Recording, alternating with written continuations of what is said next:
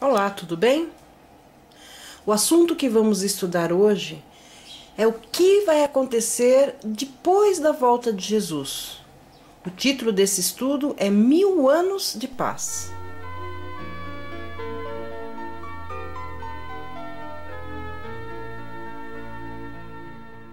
Por ocasião da volta de Jesus, haverão apenas duas classes de pessoas: os salvos e os perdidos. Haverão salvos que estarão vivos na volta de Jesus e salvos que terão morrido ao longo da história, desde o início deste mundo. E os perdidos, a mesma coisa. Haverão perdidos que estarão vivos na volta de Jesus e perdidos que também já morreram aí ao longo da história. A Bíblia não fala em reencarnação. Essa palavra não existe, esse conceito não existe. Isso é uma invenção, uma crendice popular. O que existe é ressurreição, é disso que a Bíblia fala. E na volta de Jesus, quantas ressurreições haverá de acordo com a Bíblia? Vamos ver no livro de Atos, no capítulo 24, versículo 15. Tendo esperança em Deus, como estes mesmos também esperam de que há de haver ressurreição de mortos, assim dos justos como dos injustos. Então a Bíblia fala que haverá duas ressurreições: a ressurreição dos justos e a ressurreição dos injustos. Mas será que essas ressurreições vão ocorrer simultaneamente, ao mesmo tempo? Vamos ver o que diz a Bíblia em 1 Tessalonicenses, no capítulo 4, versículo 16. Porque o mesmo Deus descerá do céu com alarido, e com voz de arcanjo, e com a trombeta de Deus, e os que morreram em Cristo ressuscitarão primeiro. A Bíblia então diz que os salvos, os justos, estes sim vão ressuscitar primeiro. E os ímpios, quando é que vão ressuscitar? Vejamos. Em Apocalipse, no capítulo 20, versículo 5. Mas os outros mortos não reviveram, até que os 1000 anos se acabaram. Esta é a primeira ressurreição. Então vemos aí que a outra ressurreição acontecerá após 1000 anos. Então o que acontecerá? Na volta de Jesus, os justos ressuscitam, os vivos, juntamente com esses ressuscitados, se encontram com Jesus, vão para o céu e ficam lá num período de 1000 anos. Depois de 1000 anos, então os ímpios vão ressuscitar. A Bíblia é inspirada por Deus, mas a separação em capítulos e em versículos foi feita pelo homem. E muitas vezes esta divisão não foi feita de uma forma coerente, uma forma correta. A última frase do texto que acabamos de ler, esta é a primeira ressurreição, essa frase se refere, na verdade, ao que vem a seguir, ao versículo 6, tá? Porque essa que nós estamos vendo aqui dos ímpios é a segunda ressurreição. E a frase a seguir está falando sobre a primeira ressurreição. Então essa frase se encaixa, na verdade, no versículo 6, que está falando da primeira ressurreição, que é a dos justos. Então, relembrando, haverão duas ressurreições. Na volta de Jesus, os justos ressuscitam. Depois de 1000 anos, os ímpios ressuscitam. Muito bem. Os justos que morreram aguardando a volta de Jesus, quando Jesus voltar, eles vão ressuscitar. E aquelas pessoas justas que estiverem vivas na volta de Jesus, o que acontecerá com elas? Vejamos em 1 Tessalonicenses, capítulo 4, versículo 17. Depois nós, os que ficarmos vivos, seremos arrebatados juntamente com eles nas nuvens, a encontrar o Senhor nos ares. Assim estaremos sempre com o Senhor. As pessoas que estiverem vivas serão arrebatadas juntamente com aqueles salvos que ressuscitaram. E juntos eles vão encontrar com Jesus nos ares. Não vão antes e não vão depois. A Bíblia diz que vão juntos. E os salvos, antes de subirem para encontrar com o seu Senhor, eles serão transformados, como está escrito em 1 Coríntios, no capítulo 15, versículos 53 e 54. Porque convém que isto que é corruptível se revista da incorruptibilidade, e que isto que é mortal se revista da imortalidade. E quando isto que é corruptível se revestir da incorruptibilidade, e isto que é mortal se revestir da imortalidade. Então cumprir-se-á a palavra que está escrita: tragada foi a morte na vitória. Aqueles que estiverem vivos, que forem justos, antes de encontrar com Jesus nos ares, serão transformados. A Bíblia diz que o que é corruptível vai se tornar incorruptível, e o que é mortal se tornará imortal. Também, para que possamos ver a glória de Jesus, precisamos ser transformados, porque senão nós seríamos destruídos. Então, na volta de Jesus, os vivos são transformados, os justos que estavam mortos ressuscitam, e juntamente com os vivos vão então encontrar com Jesus nos ares, para irem juntos ao céu. E os ímpios que estiverem vivos? Segundo Tessalonicenses, capítulo 2, versículo 8. E então será revelado o iníquo, a quem o Senhor desfará pelo sopro da sua boca, e aniquilará pelo esplendor da sua vinda. Os ímpios que estiverem vivos não vão ser transformados. Com a glória de Jesus, eles vão ser destruídos. A glória de Jesus excede ao sol 7 vezes mais. E essa glória vai destruir aquele que não aceitar o convite de Jesus. Então os ímpios vão ser destruídos, que estiverem vivos, vão ser destruídos na volta de Jesus. E ainda no livro de Salmos, no capítulo 145, versículo 20, diz: o Senhor guarda todos os que o amam, mas todos os ímpios serão destruídos. Existem pessoas que acreditam que, como Deus é amor, no final ele vai acabar salvando todas as pessoas. Mas não é isso que a Bíblia ensina. Não é isso o que Deus diz. O que ele diz é que aqueles que não aceitarem o convite vão ser destruídos na volta de Jesus. E Satanás? O diabo, como muitos dizem, né? O que é que vai acontecer com ele nesse período de 1000 anos em que os salvos estarão no céu e os ímpios estarão mortos? O livro de Apocalipse nos responde no capítulo 20, versículos 1 a 3. E vi descer do céu um anjo que tinha a chave do abismo e uma grande cadeia em sua mão. Ele prendeu o dragão, a antiga serpente, que é o diabo e Satanás, e amarrou-o por 1000 anos. Durante o período de 1000 anos, Satanás não vai ter a quem tentar. Esse é o papel dele. Esse é o trabalho dele aqui nessa terra. Ele induz as pessoas a pecar. Os salvos vão estar no céu. Os ímpios vão estar mortos. Então ele não vai ter a quem tentar. Logo, ele vai estar preso, mas pelas circunstâncias, né? Justamente por não ter a quem tentar. Ele vai estar de mãos atadas, como nós dizemos popularmente, né? Não que ele vai estar amarrado literalmente. O que os salvos vão fazer no céu nesse período de 1000 anos? Veja só o que a Bíblia diz em Apocalipse 20, versículo 4. E vi tronos, e assentaram-se sobre eles, e foi-lhes dado o poder de julgar. E vi as almas daqueles que foram degolados pelo testemunho de Jesus e pela palavra de Deus.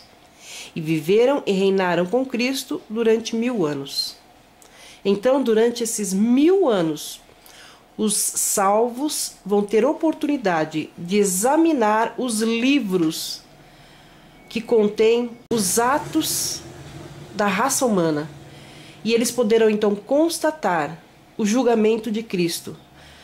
Ali eles verão por que determinada pessoa que acreditariam que estariam ali salvas não estão, e por que outras que acreditariam que estariam perdidas estão ali salvas.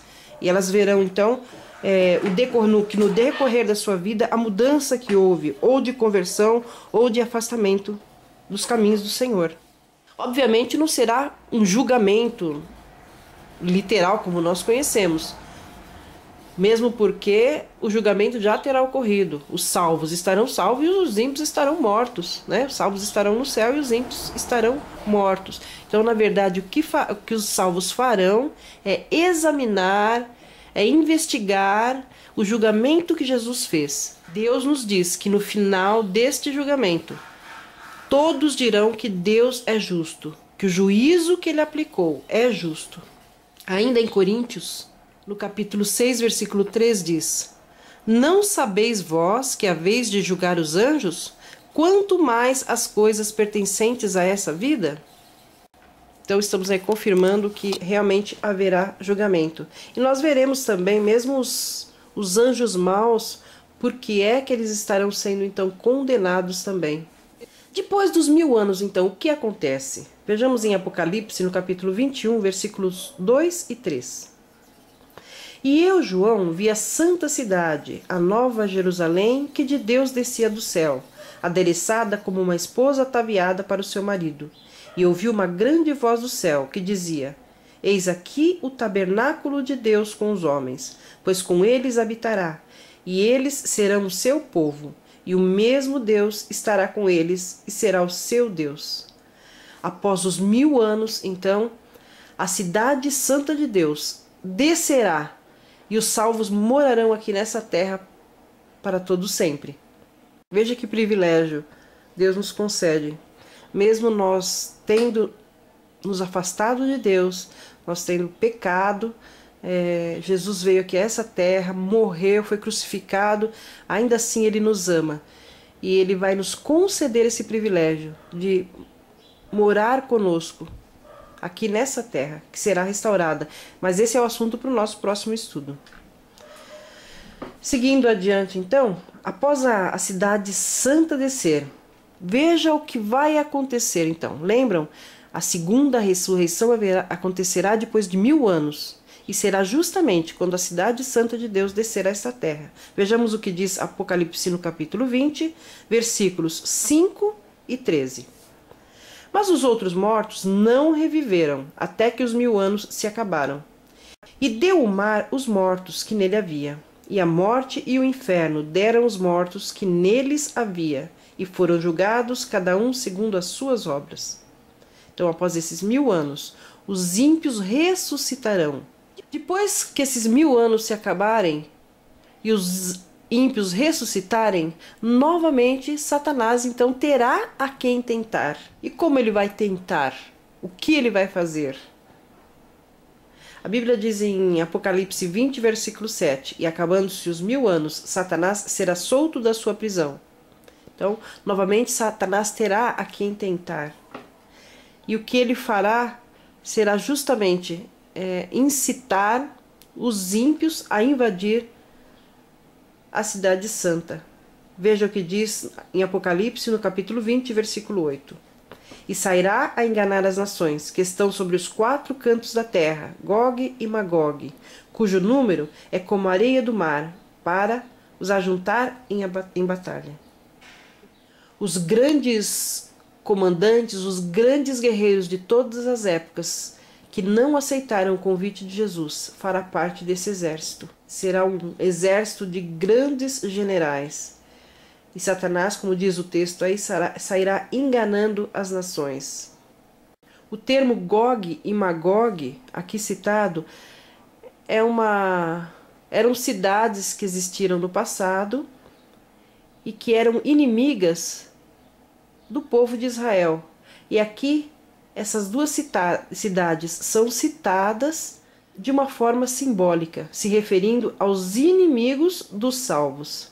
Então, aqueles que não estiverem salvos vão se unir nessa batalha para invadir a cidade. O que acontecerá então em seguida? Vamos ver no mesmo livro aí de Apocalipse, no capítulo 20, versículos 9 e 10. E subiram sobre a largura da terra e cercaram o arraial dos santos e a cidade amada, mas desceu fogo do céu e os devorou. E o diabo que os enganava foi lançado no lago de fogo e enxofre, onde está a besta e o falso profeta, e de dia e de noite serão atormentados para todo sempre. Então, após essa multidão de perdidos, que a Bíblia diz que é como a areia do mar, estiverem prontos para invadir a cidade, vai descer fogo do céu e vai consumir a todos, inclusive Satanás e os anjos maus. Todos serão destruídos para sempre. E o texto aqui diz que eles serão atormentados para todo o sempre.